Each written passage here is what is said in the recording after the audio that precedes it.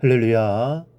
사랑하는 대강의 가족 여러분, 오늘 하루도 하나님의 말씀과 동행하는 삶이 되길 소망합니다.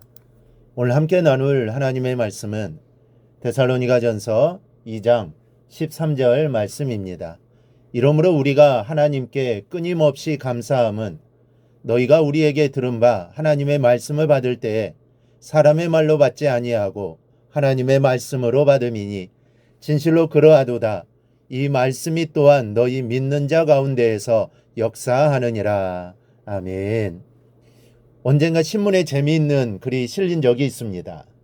이 부동산 투자에 관한 글이었는데 제목이 망하는 길 10가지였습니다. 그 10가지 항목 중 첫째가 전문가나 컨설팅 업체의 말을 100% 믿는다였습니다. 그러면 반드시 망한다는 겁니다. 그리고는 이런 사례를 들었습니다. 이 투자론을 강의하는 유명 대학 K 교수. 그의 강의는 늘 인기가 있다. 사람을 몰고 다닐 정도다. 그런 그가 한 초청 강연장에서 그 잘하던 강의를 망친 적이 있다. 왜일까? 왜냐하면 자신의 그 강의를 듣고 있는 청중 중에 자신이 새들어 살고 있는 집주인이 앉아 있는 것을 보았기 때문이다. 얼마나 우스운 이야기입니까? 투자에 관한 지식을 강연하는데 제일 가는 교수가 새빵살이를 하고 있고 투자에 관해서는 문외한이기에 그 강연을 들으러 찾아온 사람은 몇 채의 집을 가지고 있는 그 새빵의 주인이었다는 말입니다.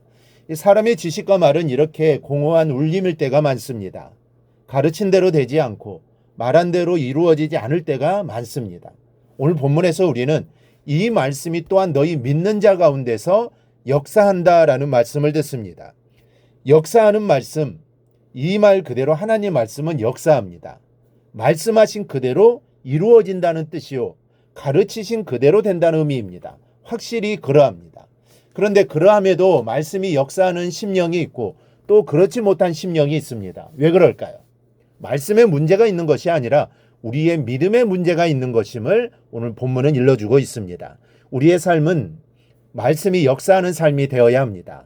그 비결을 한번 찾아보겠습니다. 말씀이 내 안에서 역사하도록 하는 비결은 사람을 통해 전해지는 하나님의 말씀을 사람의 말이 아닌 하나님의 말씀으로 받는 것입니다. 물론 들려지는 음성은 사람의 음성이요. 그 말씀이 나오는 출구도 사람의 입입니다.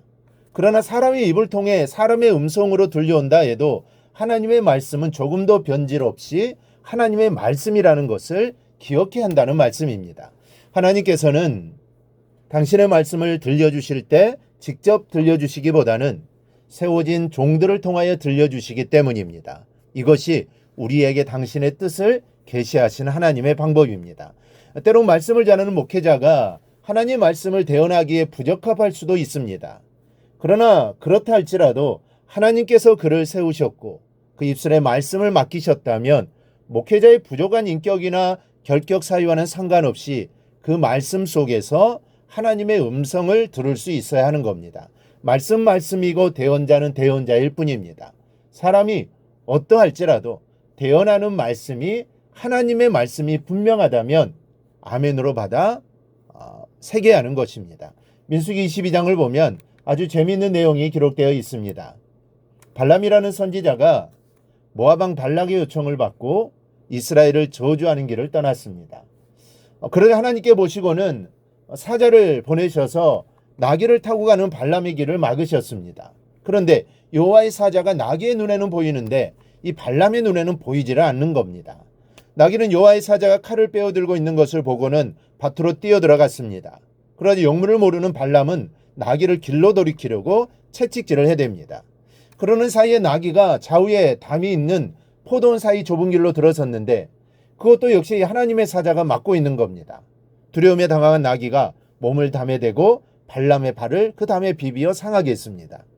발람이 화가 머리끝까지나 다시 심하게 채찍질을 하는데 나귀가 피해보지만 여호와의 사자가 좁은 곳을 막고 서자 더 피할 데가 없어서 발람의 밑에 엎드렸습니다. 그러자 이번에는 지팡이가 날아드는 겁니다. 그때였습니다. 하나님께 나귀의 입을 열어주시자 나귀가 발람에게 말합니다. 내가 당신에게 무엇을 하였기에 나를 이같이 3번을 때리느냐?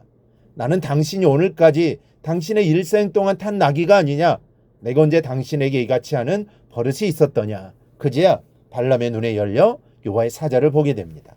여러분, 하나님께서는 때에 따라서는 나귀의 입을 열어 말씀을 들려주시기도 합니다. 인격이 없는 나귀의 입을 통해 들려주시는 말씀도 마땅히 들어야 하거늘 세우신 종을 통하여 들려주시는 말씀을 우리가 소홀히 해서야 되겠습니까? 바울은 말합니다. 너희가 우리에게 들은 바 하나님 말씀을 받을 때 사람의 말로 받지 아니하고 하나님의 말씀으로 받음이니 말씀 앞에서는 마땅히 이래야 합니다. 바울은 이어서 진실로 그러하도다라고 했습니다. 바울의 말을 바울의 말이 아닌 하나님의 말씀으로 받았는데 그것이 진실로 하나님의 말씀이었다는 겁니다. 여러분, 목회자가 강단에 서서 성경에 어긋남이 없이 전하는 말씀은 사람의 말이 아닙니다. 하나님의 말씀이요 하나님의 음성으로 받아야 합니다. 이럴 때 하나님 말씀의 액면 그대로 역사하는 말씀이 되는 겁니다. 하나님 말씀은 부도를 내는 적이 없습니다. 우리의 믿음을 합하여 제시하면 액면가대로 지급되는 겁니다. 이 말씀이 또한 너희 믿는 자 가운데서 역사하느니라 라는 축복이 바로 여러분의 것이기를 축원합니다. 오늘 묵상한 말씀을 굳게 잡고 삶으로 실천하며 살아내는 대강의 모든 성도들이 되기를 축복합니다.